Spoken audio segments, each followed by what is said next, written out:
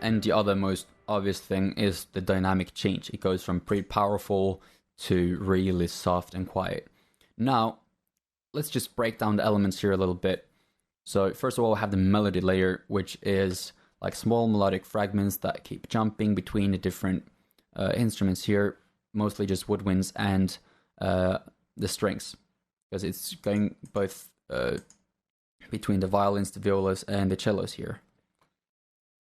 Next we have the background element, which you might have noticed, and that is simply a play on the main melody. It goes like this.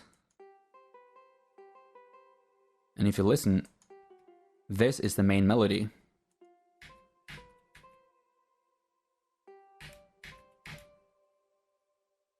So it's everything is like hinting back to the main theme, which is something I also like doing, using the same kind of just elements to hint to the main theme to create like a sense of connection between the different parts. Because if everything would be different here than the other sections, it wouldn't sound as connected and as planned out in a way. So that's a little thing I did here. And again, this is both, or this is mostly the same thing as I did with the strings in these parts, like the staccato strings. It's to create some more motion and interest. So if I take this away, just as before, it's going to lose a lot of like the forward movement here. Let's just listen.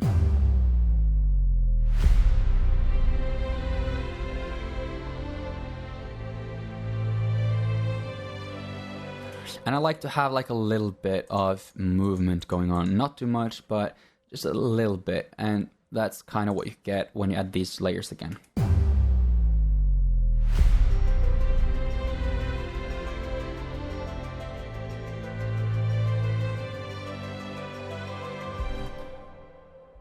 So that's the different layers. It's pretty simple. You have also the chords here, and it's a different chord progression. It goes like this. And here we have only sustained strings, by the way, which also is a contrast to the purely staccato string-based harmony thing we have going on in the B section. So let's just have a quick listen.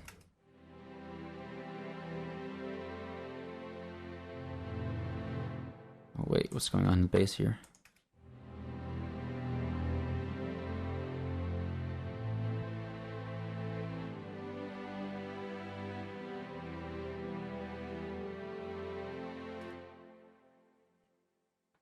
So just some simple chords, and it's also different chord progression, but it has like the same kind of character and feel. So it doesn't feel too detached from the other themes. Now, this is everything there is to it. You have the harmony, you have the melody elements that are, keep in mind, these are not fighting for space. It's a lot of different layers here, but they are only like in the spotlight one time, like once at a time. So they are not fighting for space, and it's not messing up the mix, for example. So you have that, you have the counter melody, ostinato-ish thing in the background, and you have the harmony, and you have the melody instruments, changing the tension between the different instruments. So we can actually just solo all the melody elements here and just listen to how the melodies are jumping back and forth between the different instruments. And as you can also notice, these are all hinting back to the main motif of the track, which is also present in the counter melody ostinato thing.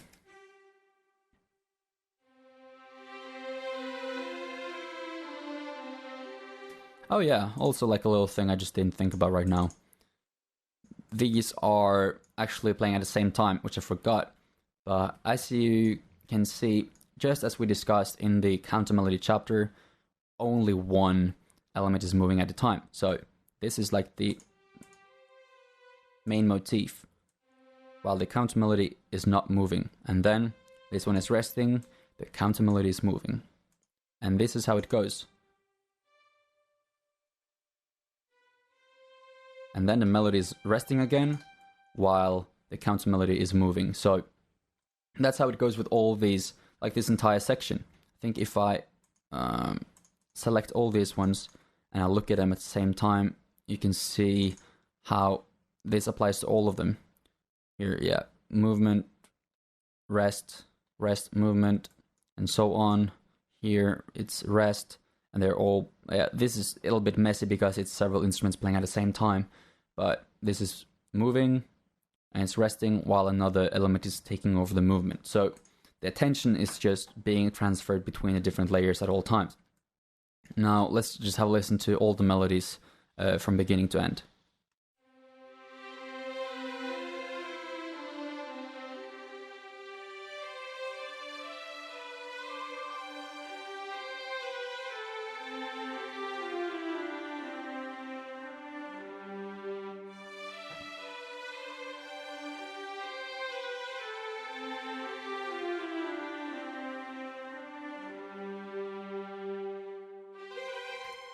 Yeah, so then we get over to the second half of this theme, which is a bit different. This melody is not really, it's just a little improvisation that they just thought sounded nice. So I don't really have any practical like explanation behind exactly what my thought was here. It's just improvisation and it sounded good and that's it. I'm not gonna try to make any more sense of it than that. But here as well, we have like this thing that we hear here, like the ostinato. It keeps growing, so it goes from this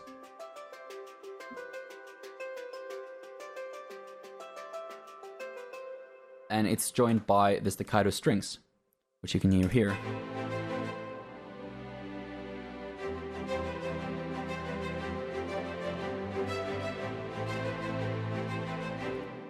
So again, exactly as I said earlier, I'm not trying to add any different stuff. Like these staccato strings, for example, they are just joining the other harmony elements playing the exact same thing.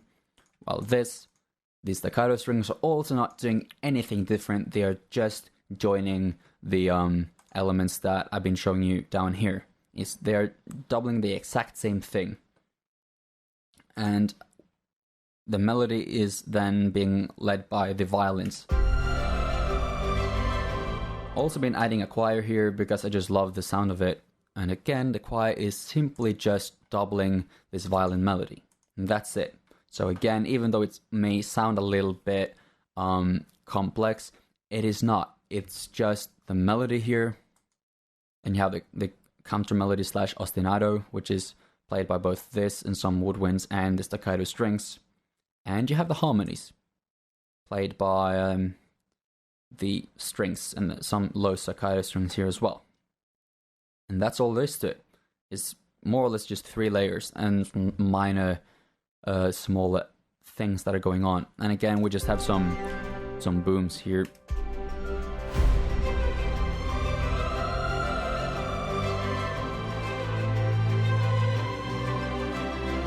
Yeah, the only additional element is just some flute runs.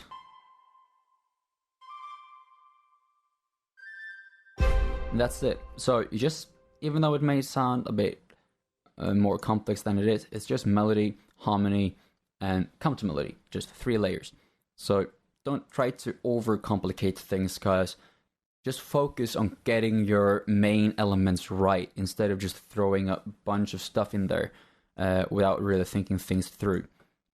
And again, as I've been saying a lot of times now, focus on doubling and expanding on the elements that are already there, instead of adding new stuff that will fight for space, because you need to try to limit the amount of things you throw in there. So as a rule of thumb, try to add to what's already there instead of adding more stuff.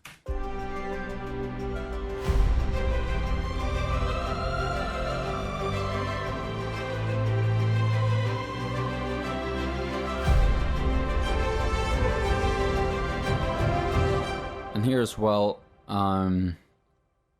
you can see that some violas and everything and cellos keep like joining in. But again, this is just joining the counter melodies in the other instruments, while, for example, the cellos is just joining the horn melody here. So it's all just doubling the elements that are already there.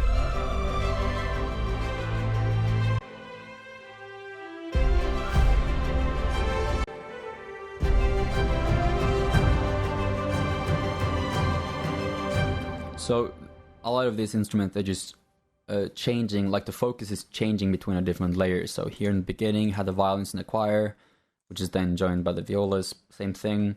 And then the focus is switched over to the cellos and the horns. And when they rest again, let me actually just open them so we can see it side by side. When these ones rest, the violins take over again. So we have, here. This is the end of that horn melody. And when this is just resting, the violins are taking over again.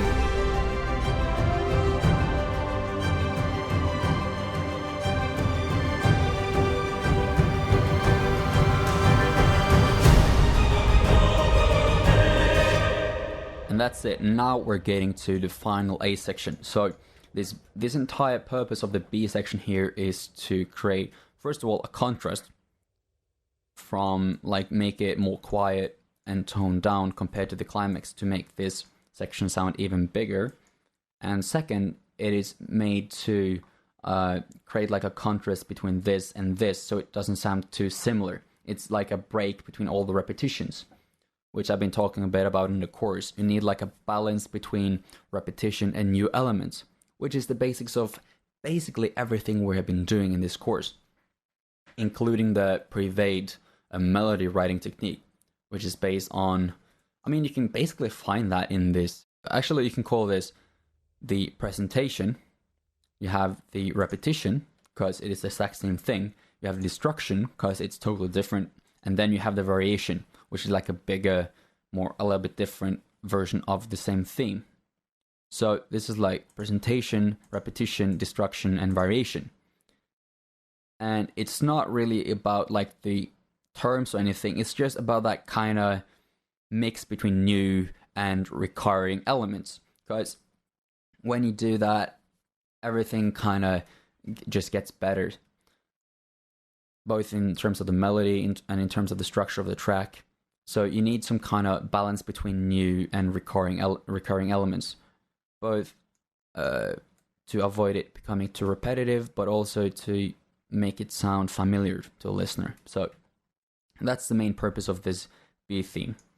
Now let's listen to the final part.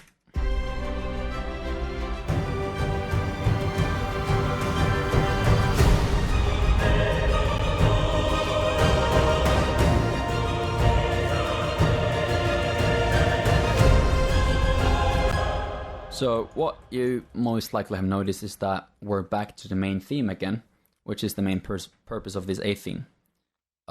It's the same melody, same chords. Nothing has really changed composition-wise, except for just a couple of things. First of all, you might recognize that I have been adding like a string ostinato to it. Let's just try to isolate that for a second.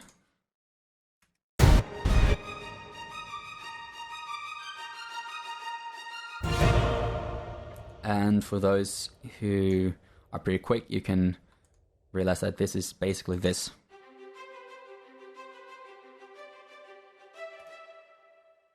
It's the exact same pattern, just in different range in a way. Let's listen to this. So exact same pattern. So this is also one of the things I've been doing to make everything feel more connected, right? So I've been bridging over like the ostinato from this part over to here. So there are links everywhere. Like the ostinato is also linking to the main theme. So everything sounds very connected. So that's the thing I like doing. And I've also been adding this here to create like an even bigger sense of growth. Because if I take this away, it just lacks that something a little extra.